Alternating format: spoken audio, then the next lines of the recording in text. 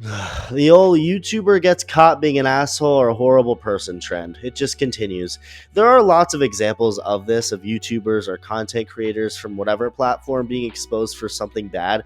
I guess thinking that they're above the law and are above the law because they have a platform. The whole Chris/Ava Marie Tyson situation is the latest big one, Mr. Beast's friend. But anyway, I'm not here to discuss any predators, but I am discussing a different kind of evil. Zach Hample is the latest example of this kind of internet drama, a baseball fan slash YouTuber who a lot of you may be familiar with. He's famous and in many cases infamous for being a ball hawk, which are basically people who make it their lives mission at baseball games to get baseballs, and that shouldn't fully be looked at as a negative thing. Just like with anything, there are good ball hawks who are fair and don't necessarily take balls from children, or whatever bad thing you can be as a ball hawk, and there are bad ball hawks who do all of that and more. So only subscribe to this channel if my logo scares you. For the record, I'm not going to run with the narrative that Zach Hample has trampled over or pushed kids for baseballs, which is something that's been said many times on the internet. I've never seen that. There's never been any proof of that as far as I've seen, and I do believe some are just exaggerating in this case. The first time I and a lot of other people discovered Zach Hample was when he caught A-Rod's 3,000th career hit, a home run that he initially refused to give to A-Rod, left the ballpark with it, and eventually decided to give it to him in a press conference.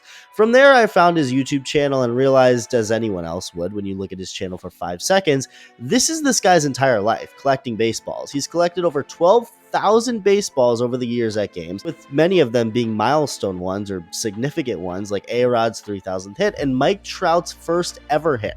This dude somehow is a magnet to so many different balls through the years. It's insane. He just recently got his 100th career home run ball, and this is how he did it. Now, a lot of people may look at this and say it's so silly and he should get a job, and I would agree with you if this wasn't actually his job, which it is. At the end of the day, if you have the ability to make money doing what most would consider a hobby, do it. What I'm doing right now would be considered a hobby. I talk about baseball for a living because of you watching this. I don't take a single second of that for granted, and I mean that. But it's a quote-unquote hobby that I've been able to turn into a quote-unquote job that doesn't feel like a job. So in the case of Hample, going to ballparks around the country and world collecting baseballs is what he's been able to make a living off of. So good for him, as long as it makes him happy. But despite this being his job, that doesn't mean you can't take things too far, which Hample definitely has. Back in 2016, the Atlanta Braves and Miami Marlins played the first game to be played in an active military base. It was played in Fort Bragg in North Carolina. Hample was there and got 11 baseballs during the game. Seems innocent, right? But here's the issue. He wasn't allowed to be there. Not many people were. Tickets to the game were only given out to Department of Defense members, MLB employees, and were non-transferable. If tickets were given away, even if there was no money exchange, spectators could be removed from the ballpark and face repercussions. Yet Hample, of course not a veteran, still somehow found a way in. But it gets worse. A Tinder account run by Hample was discovered and showed that he was willing to pay as much as $1,000 for a ticket to this game from a Department of Defense member. The account also said, "I've been to 51 different MLB stadiums, written 3 baseball books, snagged A-Rod's 3,000th career hit, and been interviewed a ton. Not bragging, just proving I'm legit.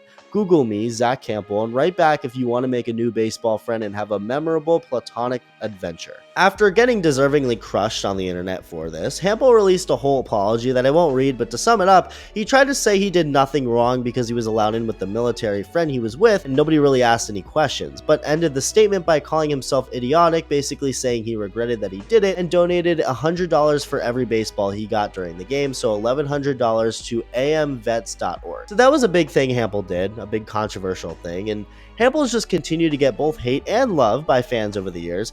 Aaron Judge famously robbed a home run Hample was about to catch during a playoff game. Hample ended up with a home run from Cedric Mullins that everyone pushed for him to give to content creator AJ, aka Little Man, who is at that game and has become known as the Mullins guy. You gotta give it to AJ. You gotta go find him down there. Come on. Give it to AJ? AJ, the Mullins kid. The Mullins kid? I don't Mullins know guy. Oh. I'm the Mullins guy tonight. Hample said no, later said that he had no idea who AJ was, which is fair. If he actually didn't know who Little Man is, why would he give the ball to some random fan? He was probably confused. And after coming up with another Cedric Mullins home run ball a week later at Yankee Stadium, because of course he did, Hample posted a video saying he would give it to him. So, alright, that's good, whatever, that has a happy ending. But this newest situation regarding Hample is the worst. In fact, it's downright evil. A YouTuber called Pesky Talk recently put out a video about Zach Hample titled Baseball's Most Hated Fan, the Zach Hample story, which covers a lot. Now, this video didn't have any lies. It didn't say anything extreme. In fact, it even highlighted the good Hample has done along with the bat, like the money he's given to youth baseball. There was nothing defaming about Hample. Yet, despite all of this being the case, Hample decided to take something and blow it even more than it needed to be. What he did was file a copyright strike claim on the video, which removes it and forces the channel to do copyright school before he can upload again. There are several cases of YouTubers abusing the copyright strike system and using it to silence others. Now, let me make something clear. I am in no way a perfect person. I am far from it. I'm weird and crazy just like everyone else, but I will never be against people voicing their opinions no matter what it is, as long as it isn't lies. I've had, I think, at least one or two videos made about me in the past, negative ones. People hate on me all the time, but I will forever fight for those people to have the same right to voice those negative opinions of me as the ones who voice positive ones. Because the most important part of being a human being is the right to free speech. It begins with that, and you as a human have no right to tell me or anyone what we can say as long as it's opinionated or the truth. There's only one being above that can do that. If Pesky Talk's video accused Hample of having children locked in his basement or something, that would obviously be different.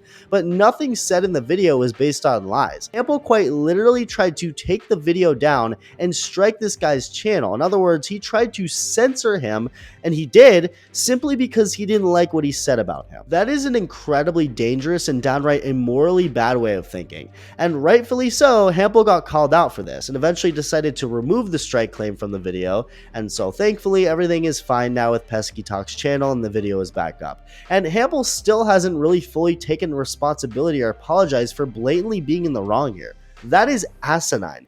Now, the last thing I want to do is gang up on somebody and really paint them as a bad person. I feel like so many people live to do that on the internet, especially, and it's just weird. Like the people who would rather follow other people to take down someone who's successful rather than make something of themselves. I've never had the desire to do that. I'm a big advocate against that, and I've defended Hample on several things, mostly just not paying much attention to him rather than giving into a lot of the hate that's thrown his way. But I cannot do that this time. Once you get a god complex and decide that you think you can silence others, you're no longer a person I can defend. Because the fact of the matter is, anyone who does this, anyone who attempts to silence you, no matter who you are, is your enemy. What Zach Hample is saying by his action here is that he is above you and has the right to take away anything you say about him, even if based in facts. According to Zach John Un, who's almost 50 years old, by the way, so you'd assume he'd know better, you are beneath him, and he is allowed to decide what you're allowed to say, not you. You don't have that freedom, according to him. That's who this person is, and I felt it was important to discuss what happened. Let me know your thoughts, and thank you for watching.